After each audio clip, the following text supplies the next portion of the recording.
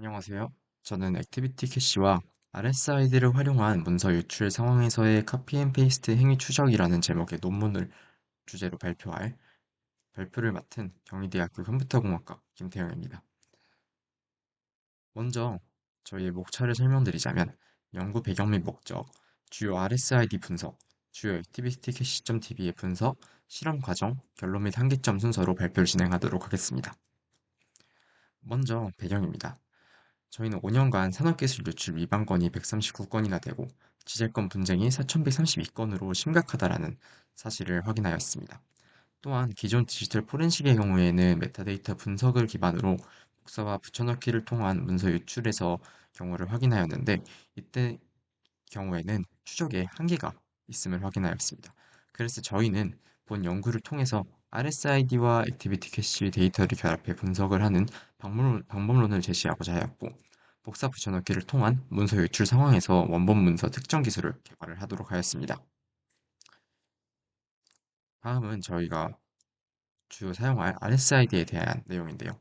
먼저 RSID-R은 문서 최총 생성 및 새로운 데이터가 추가 시 생성되는 값, RSID-P는 다른 문서에서 복사 시 생성되며 분단 정보를 포함하고 있고, RSID-RPR은 글꼴 변경 또는 복사 붙여넣기 시 생성이 되는 값입니다. 이 RSID는 문서 작성, 수정, 삭제 시 생성되는 고유 식별자로 OXML의 document.xml, settings.xml 파일에 기록이 되어 있습니다. 위 RSID 값을 통해서 문서 작성 및 수정 이력을 추적이 가능하도록 하였습니다.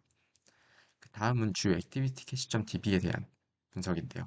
먼저 액티비티 캐시.db는 윈도우즈 10 운영체제 이상에서 사용자 작업 이력을 저장하는 데이터베이스입니다.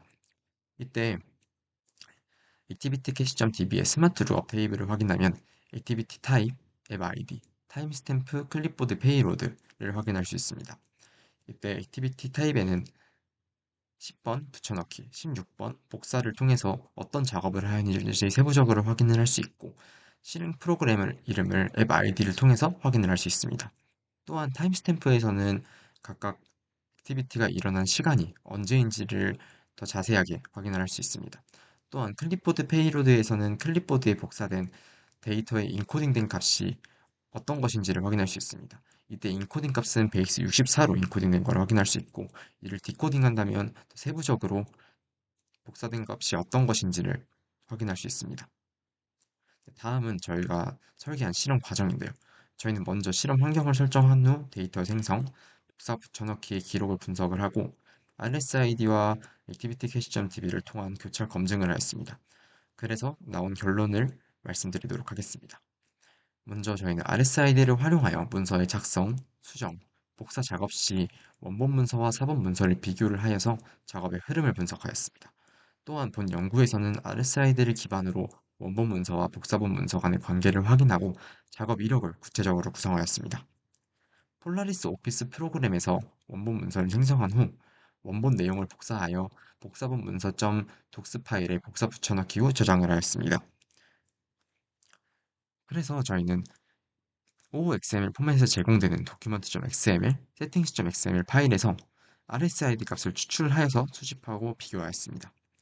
복사본의 RSIDR 값과 RSID P 값의 동일성을 통해서 복사본이 복사가 된 것을 확인하도록 하였고, RSID P 값이 없을 경우 파일이 원본임을 확인할 수 있었습니다. 다음은 액티비티 캐시.db에 대한 분석인데요.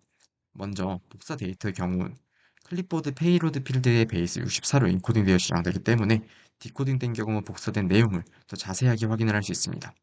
이 그림은 스마트 룩업 테이블을 확인할 경우 앱 아이디와 액티비티 캐시.타입으로 타입으로 복사 애플리케이션 출처, 사용자 행위, 시간을 확인할 수 있는 창을 보여드린 것이고요.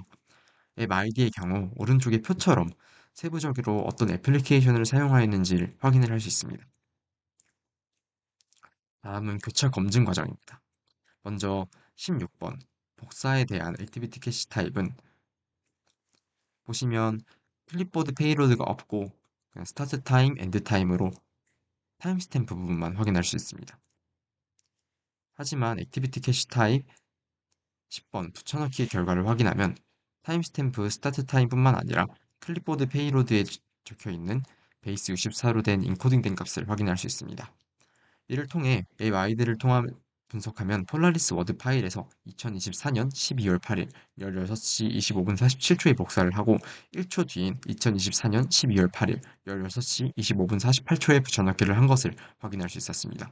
콘텐츠의 경우는 인코딩된 내용을 포함하여 디코딩 시에 더 세부적인 내용을 확인할 수 있었습니다. 이때 RSID R 값은 불일치했으나 RSID P 값으로 어떤 것이 복사본인지를 더 확실하게 확인할 수 있었습니다. 다음은 저희가 내린 결론과 한계점인데요. 저희의 연구 성과는 먼저 RSID와 액티비티 캐시.db의 데이터 결합을 분석으로 방법론을 확립하였고, 문서간 복사 붙여넣기 작업의 구체적인 정보를 재구성이 가능하도록 하였습니다. 주요 발견점으로는 RSID 원본, 복사본 문서 관계를 특정하였고, 액티비티 캐시.db 작업의 시간적 연속성 및 내용을 확인할 수 있었습니다. 저희의 연구의 의의는 기존 RSID만으로 조사를 하던 것의 한계를 극복하여 액티비티 캐시.db와 함께 연관 분석을 해 더 자세부적인 내용을 재구성할 수 있었습니다. 하지만 저희는 몇 가지 한계점을 가지고 있었는데요. 이는 액티비티 캐시.db의 데이터가 저장할 수 있는 기간이 제한되어 있다는 것이었습니다. 또한 액티비티 캐시.db에 대해서 내용을 세부적으로 확인하기 위해서는 타임라인과 클립보드 기능이 활성화가 필요하다는 점을 확인할 수 있었습니다. 저희는 이런 한계점을 가졌지만 이런 한계점을 조금 더 극복할 수 있는 패치, 사전 패치나 다른 방법론을 통하여 이러한 한계점을 극복할 수 있는 새로운 연구를 진행할 계획입니다. 네, 지금까지 발표를 맡은 김태형이었습니다. 감사합니다.